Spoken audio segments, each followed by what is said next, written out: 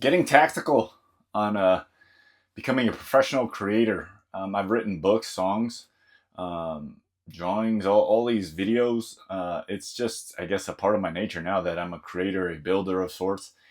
And using the medium of YouTube, I've done plenty of research or consumed plenty enough now to understand which way to take this. And there's different strategies to take. There's clip farming, there's dopamine chasing, there's prank videos, there's highly produced stuff, Mr. Beast, beastification type stuff. There's how to's. There's a gazillion different versions of that videos or formats that I can take, and none of those will work for me. The only versions that will work for me is the not the talking head type like this, but you have to understand yourself, your own abilities, and what you're capable of.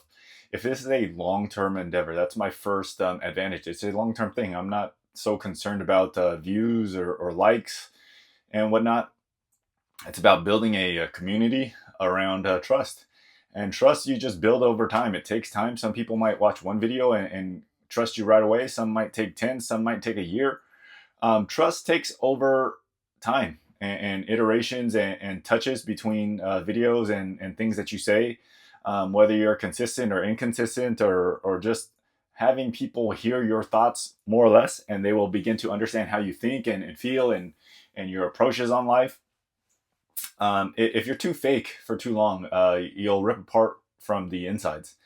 And I've been that. I've been bottled up. I've been masked, and I'm unmasked mostly now. I'm still discovering who I really, really am as a dad, as I unravel all of these things as a person.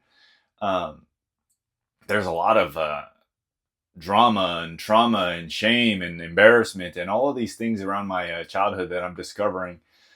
Becoming a father, it's bringing up all these things, and I'm bringing them up to my wife, and it's just unraveling so many things. And if you're like me, as soon as you begin to unravel them, you can't stop. You got to go to the end to find the source. And I'm finding the source of a lot of these pains and traumas and my adjustments and my adaptations to life and how I grew up in a certain way and how it's turned out to be remotely successful people pleaser type, a service type, a strategist of types, um, and a unemployable person of types. Because as soon as I get to the end of that employee game, I find ways to blow it up. And if you followed me at all, that's kind of the self-destructive path of when I'm trying to get away from drinking. I notice that when I don't, when I get hurt, basically, um, I will not hurt other people overtly, like violence or aggression. It just turns inward, and I just get self-destructive, whether it's eating a ton or working out a ton and can't move the next day, or take on massive jobs to punish myself to avoid whatever dealing with issues, or drinking or eating or external stuff like that. And I'm realizing this pattern. I brought it up to my wife, and I just try to tell her, like, hey, this is what's going on, and I've been on the path of trying to fix this, and I'm understanding it more, and it just becomes a lot clearer and easier to solve my own type of whatever therapy issues. Um, so in terms of strategy of creating stuff, I've always created books, songs, videos, and some have been very successful and some have not. Externally, people have bought the product or whatever. Um, but my biggest advantage ever in life has just been putting in the reps and doing it over the long term, not trying to short term optimize anything. Speed is typically not my thing. It's a yeah, my predictions are typically right. Um, I've always battled my wife with this, and it's taken, I don't know, a decade of her to just kind of like shut up and put her chips on me, or put the chips on my bet, because long term I've basically always been right. She's the speedy type, so we balance each other in that type of way.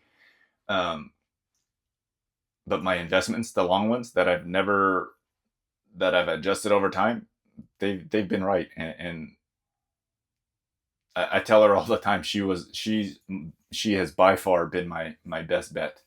And ever since getting married, everything we've had together, we started with nothing, literally nothing, negative nothing, and we're rather successful now, middle class successful. Um, I guess there's well when you come from as low as I came from, so the don't judge a person by where they're at, just judge a person by like how far they come. I think I've come pretty far from what hot dogless buns, like not even know what a hot dog bun is, and food stamps and yeah, just eating scraps and whatever. Um, to where I'm at now, middle class house, couple fridges, buying people presents for my kids' birthdays. Oh yeah. Some of those things that they're still mind blowing to me that I would host a party and I would spend all this money on a party and for my kids and I would give gifts to people like I can't even remember going to birthdays as a kid myself, and I couldn't fathom the host giving out presents. Whereas like you're supposed to. What I grew up is you're supposed to bring them a present, or we couldn't afford a present, so sometimes if we did get invited, we wouldn't go because it would look bad if you didn't bring anything. Anyway, so I have to build this YouTube creator moat around durability, longevity, trust, and it can't be built around productions and sets like Mr. Beast. Like I'm sitting in my sauna. I create these usually when I'm early in the morning when the kids are all asleep, when everybody's asleep, and I work out early in the morning and I'm done with my workout and I finally have some clarity about what I want to do um, in terms of a video. So the strategy, it's not going to be around production, and I don't know the exact strategy, but I know what it's not going to be. Like it's not going to be beastification. It's not going to be very highly produced. Will it be very visually appealing? Maybe if down the line I get an editor.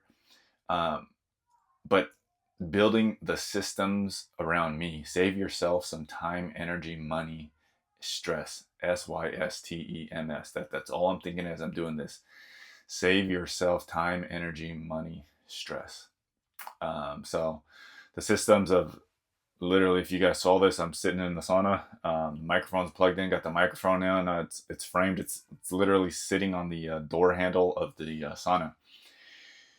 And that's it. So how long will I be able to do this? And I plan to do this basically forever. So watch me age, watch my kids age, watch how I get better as a speaker, a presenter, a thought provoker, a more healed person, a family man. Let's see if this family grows, expands. Let's see if this business grows, expands. Let's see if where this thing goes.